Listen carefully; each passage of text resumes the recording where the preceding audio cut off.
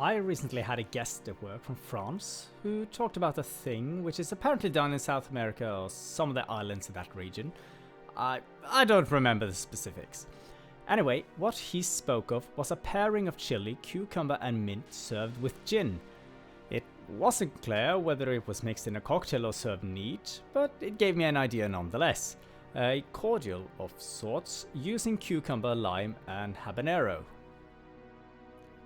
For this recipe here, I used 2 cucumbers, which I diced up, and also 2 habaneros, which I sliced. I also managed to slice a bit of my finger, as you can see in the speed up there, with my thumb now being patched up.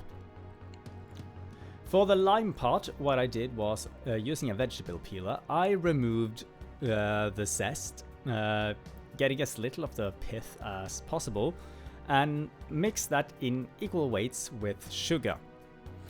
I put all of that in a vacuum sealed bag and put that in a pot of hot water and let that simmer for about 30 minutes. Just how long it goes varies. Here you can see I also squeezed all of the limes. It was 5 limes in total, and I got about 2 deciliters. Afterwards, when all of the sugar had dissolved and as much of the oils of the lime had been removed as possible, I made sure to get as much from that bag into a blender together with a cucumber and habanero. I also added a little bit of lime juice, but then I decided, you know what, let's just add all of it, and that worked rather well.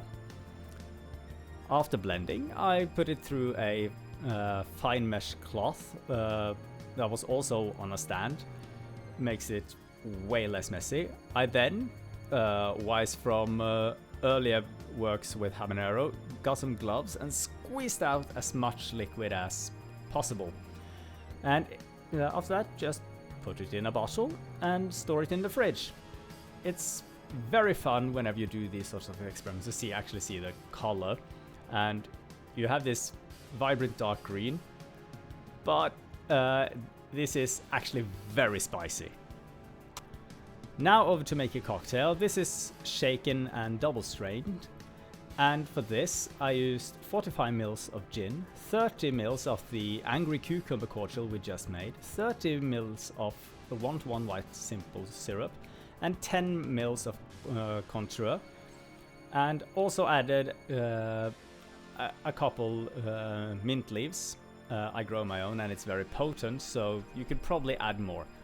Shake it up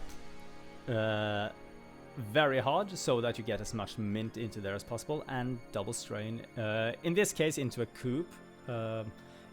If I were to make this again, I'd probably do it on the rocks in a rocks glass. It would also make the garnish look a bit neater rather than just a sprig of mint floating in the cocktail, instead just having it pouring out. And of course I did test it, and it was very refreshing. Lots of cucumber and gin, and then the chili hits, and it's a very angry cocktail.